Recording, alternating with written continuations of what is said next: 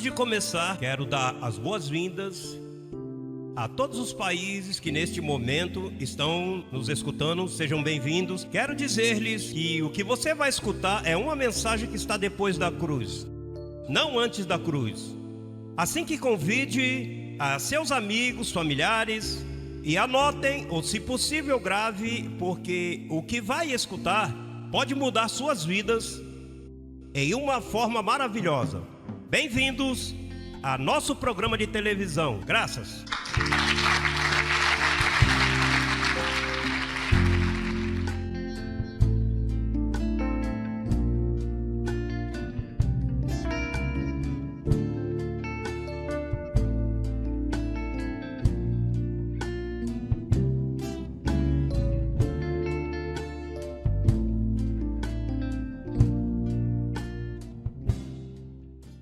Temos que fazer-nos uma pergunta. Como governa Deus? Com que ele governa? E a resposta é: ele governa com o Evangelho, não com as Escrituras. Com as Escrituras ele governou no passado, mas hoje, absolutamente, ele não pode violar um princípio, porque ele tomou aquele pacto por velho. Ao tomá-lo por velho, já ele não governa através da lei, porque o deu por velho, e o que está por dar-se velho está próximo a desaparecer. Quer dizer que hoje a igreja não se pode reger pelo velho pacto. E ainda vemos que nos dá lástima que há igrejas que ainda vão ao Velho Testamento buscando salmos, buscando profecias e buscando leis, ou tratando de guardar o sábado, cumprindo a Moisés. Quando isso caducou, isso é velho. Diga: só se governa com o Evangelho. O Evangelho do Novo Pacto.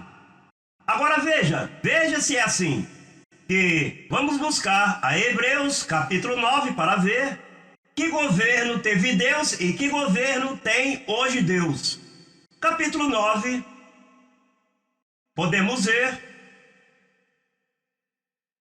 do verso 8 ao 10, nos diz o governo de Deus no passado, antes de vir o novo pacto, era um governo dirigido, como o explica aqui neste verso. Veja como diz: dando o Espírito Santo a entender com isto, que ainda não se havia manifestado o caminho ao lugar santíssimo, entretanto que a primeira parte do tabernáculo estivesse em pé, o qual é símbolo para o tempo presente, segundo o qual se apresentam ofertas e sacrifícios, que não podem fazer perfeito quanto à consciência ao que pratica esse culto, já que consiste somente de comidas e bebidas, de diversas abluções e ordenanças acerca da carne, impostas até o tempo de reformar as coisas. Em outras palavras, que Deus governou com um pacto para a carne, e lhe impôs cerimônias e impôs proibições. Por isso, as pessoas que estão usando este governo velho, que já caducou, não funciona. Você tem visto igrejas que proíbem comer carne certos dias. Bom, na sexta não pode comer carne. Ou nessa igreja se proíbe que a mulher usa isto. Ou naquela igreja se proíbe ou guardam rudimentos. O batismo em água é a água para a carne. O batismo em água é para batizar a carne. Quer dizer que este pacto foi dado para a carne, o velho pacto. Portanto, Deus governou com as Escrituras. Agora, Deus não governa com as Escrituras. Deus governa com o Evangelho. Você sabe que a Bíblia contém Escritura, história e Evangelho. E então, a história é para falar-nos de como Deus se encarnou para formar um novo governo, um novo pacto. Diz que este pacto foi esse velho pacto, esse governo antigo que Deus governou, só foi dado para um povo. Vamos buscar a Deuteronômio, Deuteronômio, capítulo 7, verso 7, um pulinho lá no Velho Testamento, ao velho governo. Deuteronômio se lhe deu a um povo. Veja como diz o verso 7 do capítulo 7 de Deuteronômio.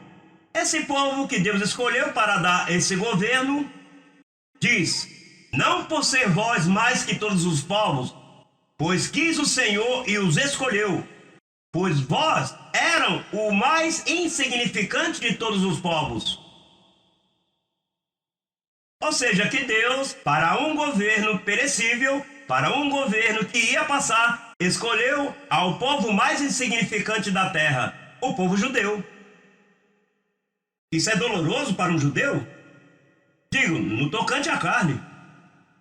Mas é que Moisés, o apóstolo deles, disse: olha, não vão pensar que vocês têm muita importância. Deus, vocês são o povo mais insignificante. Deus escolheu vocês para dar um pacto que ia desaparecer, um pacto de maldição. Um pacto que nunca puderam cumprir. Veja que trataram de cumprir os 10 mandamentos e não podiam. Você não vê que isso foi um pacto dado para a carne? E foi um pacto, um governo acrescentado. Isso Deus acrescentou e o deu ao pior povo da terra. Veja que o sistema protestante crê que os judeus é o melhor povo da terra. Eu não estou bravo com isso e nem quero ofender a ninguém. Estou lendo a Escritura, que diz que Moisés se virou para eles e disse: olha, Israel, não vão pensar que Deus escolheu a vocês porque vocês creem que são algo. Não. Vocês são um povo insignificante. Quer dizer que os cristãos de hoje que viajam a Jerusalém a idolatrar todas essas questões judaicas não sabem que estão idolatrando coisas de um pacto de um povo insignificante. Por isso é que Paulo disse que a Jerusalém atual está debaixo de maldição. Porque esse foi um governo que passou, esse governo já não está em pé, sem dúvida. Todos os grupos cristãos adoram os 10 mandamentos e pensam que estão em pé. Porque eles se põem a ler a história onde Cristo disse: de certo digo que nem o Jota e nem o tio da lei passará. Pois seguro, ele veio a cumprir. Pois então, quando ele vai e morre, tira essa forma de governo velha. A lei ninguém pôde cumpri-la. Deus teve que se vestir de carne para cumprir e tirá-la do meio. Por isso Romanos 10:4 diz que o fim da lei, o fim da lei, o fim deste governo é Cristo. Nós não temos nada a ver com a lei. A lei não foi dada para nós. Ou melhor, a lei foi dada para os judeus e nós observamos e aprendemos dela de que é o mal e o que é bom, mas isso não foi dado para o povo gentil. Para o povo gentil já se havia dado a Abraão as notícias. Disse: em ti serão abençoadas, não um povo serão, todas as nações da terra. Essa pregação vai direto para o mundo para que desperte que esse é um governo que caducou, isso já passou. Deus governa com o Evangelho. Em outras palavras, que pode chegar um momento que esse tipo de governo, ao dar-te informação e segues crescendo até a estatura de varão perfeito, olha isso, por subir a estatura e ao conhecimento, o conhecimento dentro de tua mente pode ativar um código e teu corpo mudar e entrar em estado de incorrupção. Hello!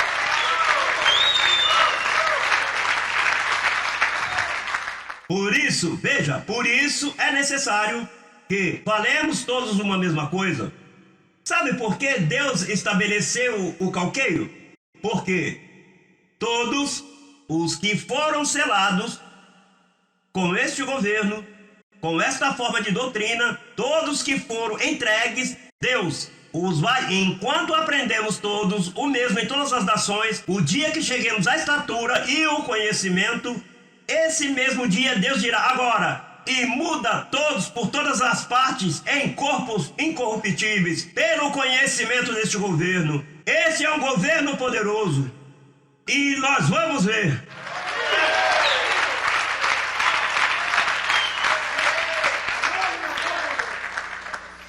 O sistema está esperando que Cristo desce assim, e então todos os cristãos sobem, e se o chofer de um ônibus é cristão, pois o ônibus bate, e se é piloto, pois saiu, e o avião faz um caos. Não! Quando seus olhos são iluminados, diz que seremos arrebatados juntamente com ele nas nuvens. Em que nuvem? Na nuvem onde nós vivemos. Nos lugares celestiais, essa nuvem de testemunhas, onde estamos todos juntamente sentados com o Senhor, mas faz falta um conhecimento até que todos cheguemos à estatura e ao conhecimento do Filho de Deus. E nesse conhecimento a igreja vai ser sacudida. E vamos um dia despertar-nos com corpos incorruptíveis. Essa vai ser a glória de Deus. O governo de Deus tem que ser manifestado nesta terra e se fará justiça. Há milhares de escrituras que diz: os mansos herdarão a terra. É aqui o assunto, aqui com corpos glorificados. Teu trabalho não é vão. Olha, teu trabalho no Senhor não é vão. Olha, e você sabe o lindo que esse dia, nós que nos criticam tanto de falso, de apóstatas, e que os cristãos por aí... Ei, o que acontece com você? Essa autoridade, Porque vai se notar, essa é a manifestação dos filhos de Deus, que a criação está gemendo, envia-os, e vamos ser semelhante a ele, porque temos o penhor do Espírito já. Isso é promessa de Deus. Eu estou falando do Evangelho, não estou falando de contos, não estou falando de João na ilha de Pátimos, sonhando coisas. Eu não estou falando de escritura e nem de profecias. Eu estou falando do Evangelho, o poderoso Evangelho de Jesus Cristo, onde Paulo disse: palavra fiel é esta e digna de ser aceita por todos.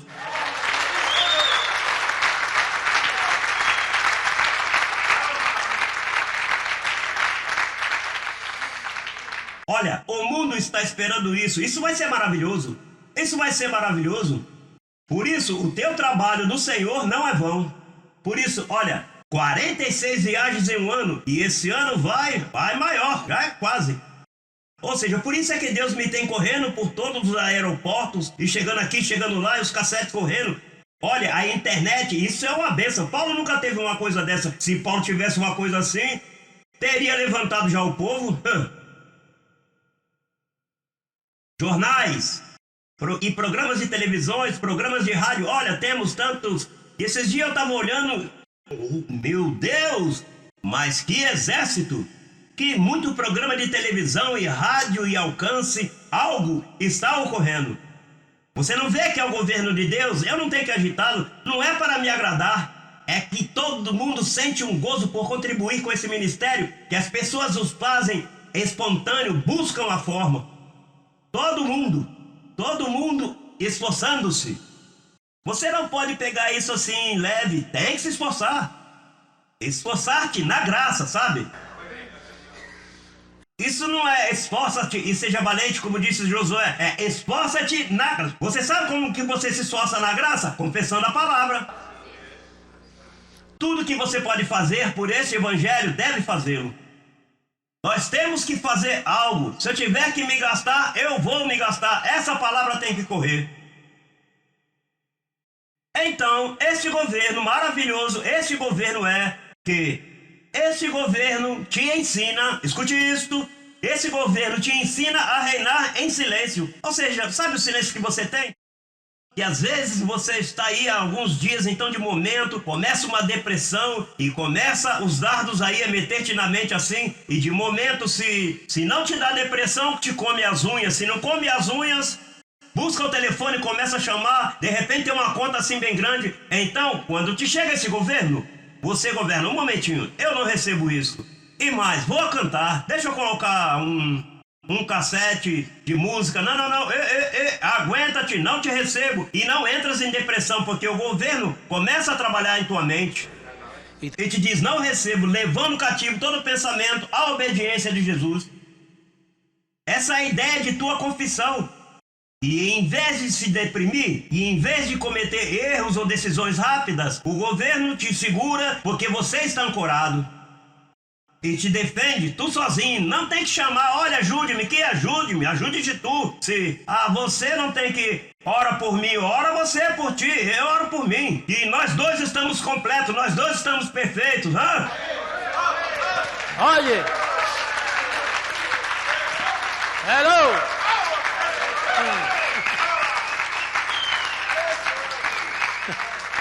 Isso, onde é que está o pastor que eu tenho o diabo? Não, não, não, aqui não. Aqui o seu próprio pastor você conhece, a menos que seja um débil na fé. Porque Paulo disse, olha, recebei tal débil na fé não para contender a sua opinião, é que é débil na fé. Débil, não que a fé seja débil, é que ele é um débil na fé. Porque a fé é da mesma medida. A fé é um dom e estamos completos. Então, esse é um pacto que restaura, esse é um pacto que te dá ânimo, te dá bom ânimo para estar de bom ânimo, te ensina a estar de bom ânimo. É um pacto que te faz viver dia a dia. E quando vem as preocupações do futuro, você não se mete em não, não, não, anjos, não recebo isso. Hoje vivo, nessa semana, tranquilinho, mas deixe o futuro quieto. Porque você não está suposto a se meter nesse terreno. Te deprimes. Assim que esse é um governo que te ensina a governar teu silêncio. Onde antes tinha que chamar a mamãe e a papai, e dependendo sempre. E tinha que estar dependendo de outro. E depende. Não, olha, eu senti que não funciona. Não, não, aqui você funciona. Porque cada um levará sua própria carga. Você não pode estar encostado de mamãe, nem de tio, nem de tia, nem nada. Você está completo. E esse governo está disposto a funcionar a teu favor. Esse governo te salva, por isso diz, como escaparemos se descuidamos de uma salvação tão grande? Esse é um governo grande que você tem na mente. Com isso é que Deus vai mudar ao mundo. Com o Evangelho, diga, com o Evangelho. Não é com filosofia, não é com a nova era, não é com profecia de aquele, desse, não, não, não, não, não se meta nisso, não perca tempo comprando livros e lendo historietas, que se o Rosa Cruz, que se aquele, que se... Não se meta nisso, que se Cristo aos 12 anos se mudou não sei para onde, e depois teve 20 anos em outro lugar, e esteve com uma raça aí, e que foi que aprendeu. Deixa esses contos, Cristo na carne não pode salvar ninguém, até que não morreu e ressuscitou, é que começou a festa desse novo governo. Não te metas em teoria.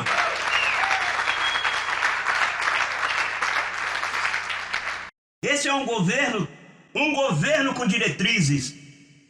Um governo que traz paz, gozo e paz no crer. Não é em obrar, é no crer. Esse é um governo também que quando se mete em tuas finanças, te dá duro e te explica, porque vamos buscar 2 aos Coríntios, vamos recolher outra oferta, por favor. Não. É para falar-te das finanças desse governo. 2 carta aos Coríntios, porque você tem que ter isso bem claro.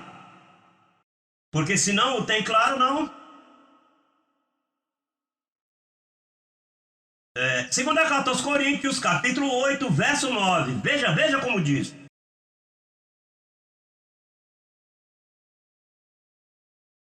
Pai, porque já conheceis a graça de nosso Senhor Jesus Cristo. Bom, se espera que você a conheça. Paulo disse, já conheceis a graça de nosso Senhor Jesus Cristo, que por amor de vós se fez pobre. Se fez o quê? Pobre. Sendo rico, para que vós com sua pobreza fosseis enriquecidos. E te dirá um filósofo por aí, não, estava falando das riquezas espirituais. Não, porque você pode dizer que o contexto não está falando de riquezas espirituais, está falando de ofertas. Por isso está falando de dinheiro. Mas isso você tem que conhecê-lo, porque senão vai se escandalizar. Porque há abençoados, débeis na fé, e preferem a pobreza, porque desde pequeno o velho governo de Roma lhes disse que tem que ter voto de pobreza, e seus líderes fazem voto de pobreza. Portanto, a pobreza é uma bênção. Isso diz o velho governo. Mas o que ocorre? Que Paulo, por isso foi que o mataram em Roma. O mataram porque você não vê que Santiago, o irmão de Jesus na carne, escute isso, o mesmo irmãozinho de Jesus dizia: rico, pranteai, escondam-se, fujam, que as pedras vão lhe cair em cima, vão te matar. Como quem diz, a vaidade da vida, o amor às coisas desse mundo. Então ele era uma pessoa que, bom, um judeu, enfim, vivia pela influência do velho governo de Moisés. E então o que ocorre? Que aparece Paulo agora, imagine, ele, o irmão de Jesus na carne, a influência apostólica do grande Santiago, Jacobo. Santiago e Jacobo são os mesmos. E então, esse fenômeno de apóstolo tinha uma influência grande. Então aparece Paulo como um abortivo, como o último.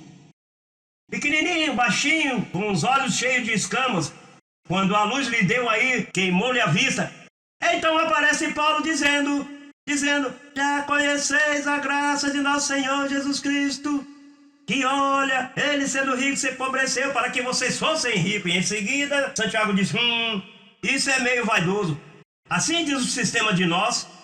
Quando um pastor aqui para recolher ofertas, diga, sou rico. Em seguida, as visitas, como é que é? Sou rico? Diga, sou um Deus. As visitas se insultam. Você não vê que eles são débeis na fé? Eles não entendem esta revelação. Hein? E você necessita, quando fale com eles, olha, você crê no Evangelho? Ah, sim, olha, é a Bíblia, a máxima autoridade. Pois vá aqui e leia que ele morreu para que você se enriquecesse. O que acontece é que a pobreza tomou lugar por 2000 anos, tudo está atrasado, tudo se atrasou. O atraso é bestial, 2000 anos. Mas se Paulo chega a seguir vivo e lhe metia na cabeça de todo mundo que era rico, hoje não haveria um pobre no mundo, a pobreza não existiria. A pobreza existe por causa da religião católica. A pobreza existe por causa de Roma.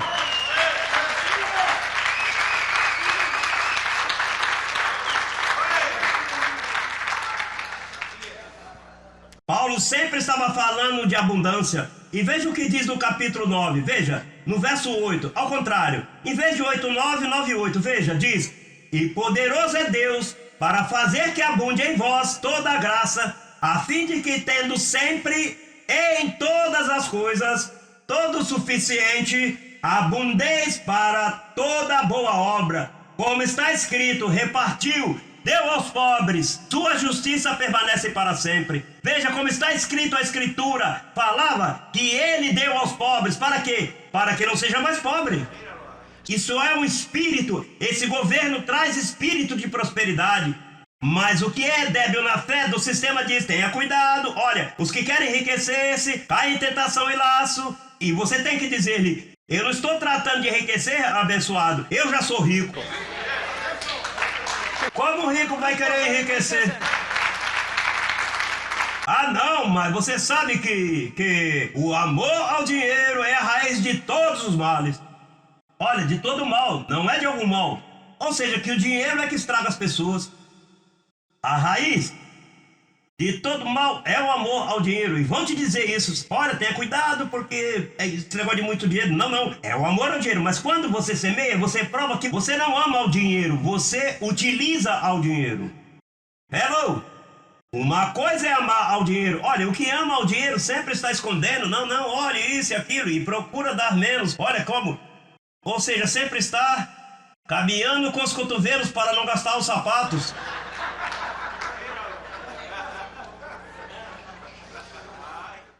E os que sempre estão economizando, algo lhe acontece que finalmente termina. Digo, não é que não economize, tem que usar de sabedoria como a formiga que Salomão disse que guarda quando vier o inverno. Mas por economizar, não deixe de semear, porque ao deixar de semear, detém a bênção. Você não vê que esse é um mistério? Que dando você recebe. O mistério de dar e receber. Isso é um mistério. Eu me meti nesse mistério, eu dei tudo. Na idade de 40 anos, comecei esse ministério como Moisés. Igual que na sombra, começou em 40, eu comecei na idade de 40. E o primeiro que Deus me disse é: entregue-me tua casa. Venda. E eu a vendi. Saquei $50 mil. Na idade de 40 anos, com 5 filhos. E então eu, $50 mil, olha agora, porque é melhor não ver do que vê-lo. Enquanto você vê, deixa-me ver. Porque eu, com 40 anos, como é que eu vou manejar isto?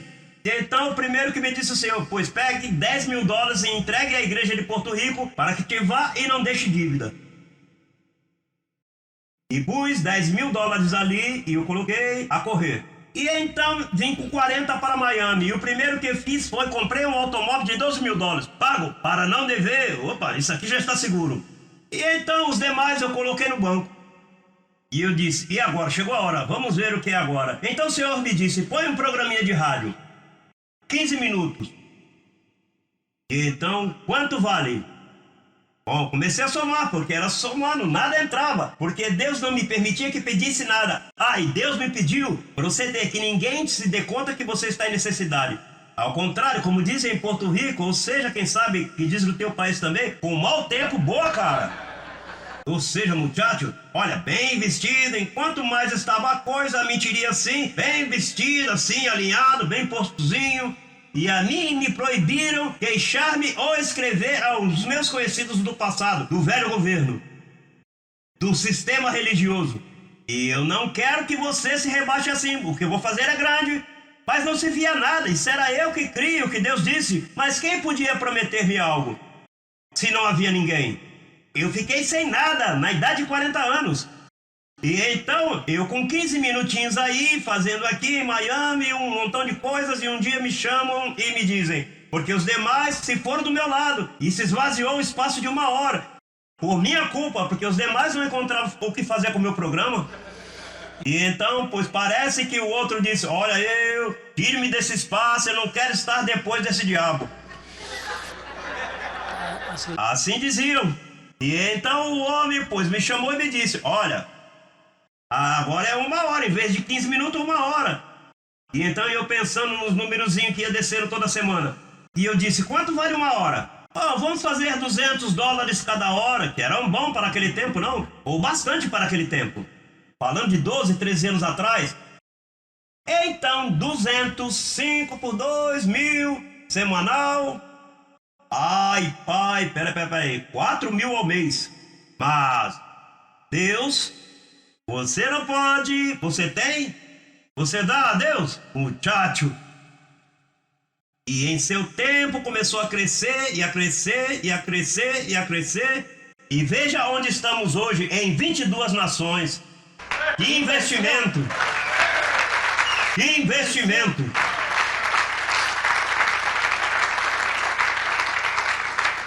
Quer dizer, agora, vou te dizer uma coisa, eu criei na palavra.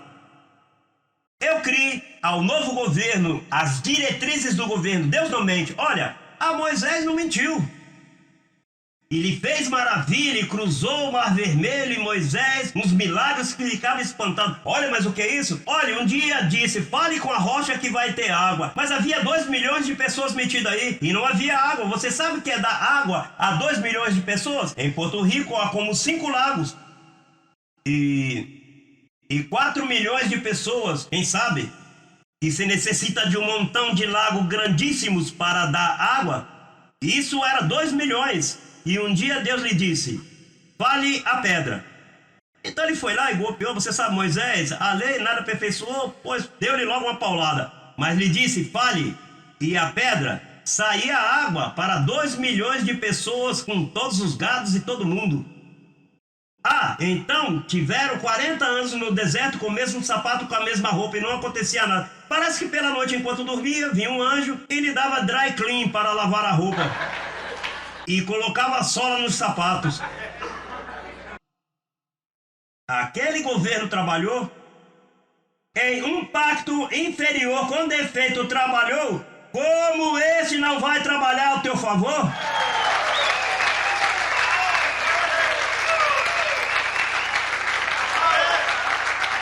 Como neste não vai funcionar? Mas tem que haver medida em ti, tem. Bom ânimo. Você sabe o que é bom ânimo?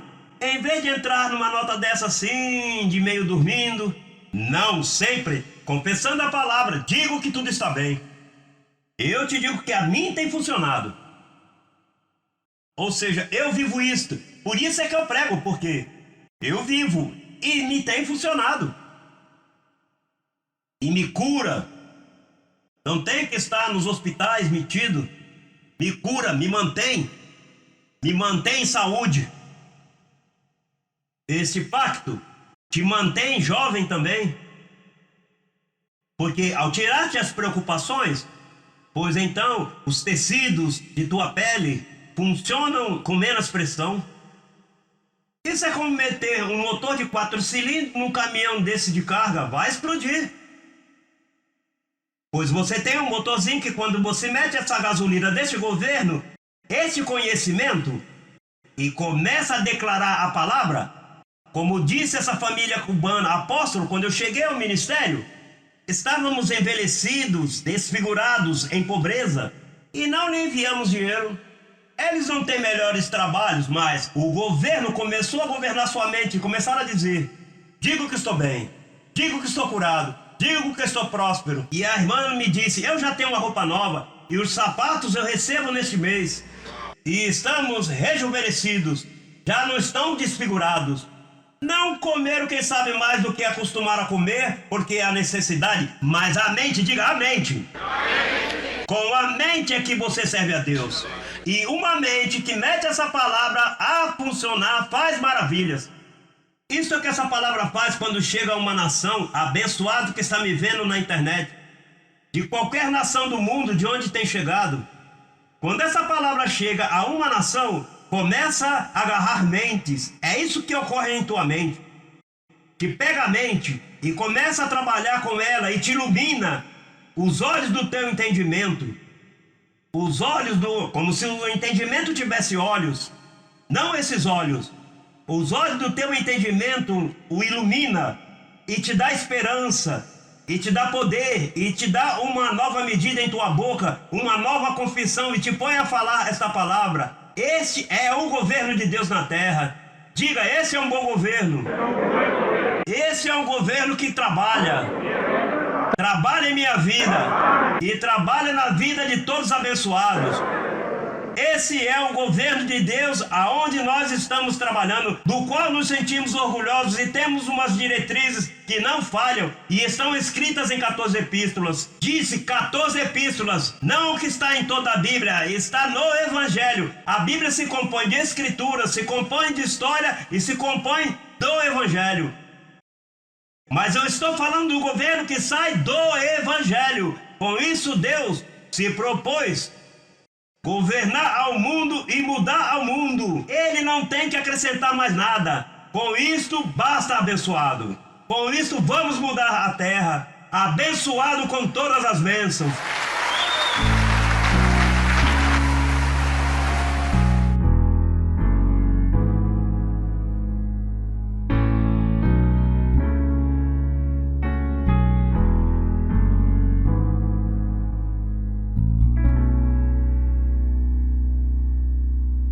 Conheça a ciência de Deus para tratar com o ser humano.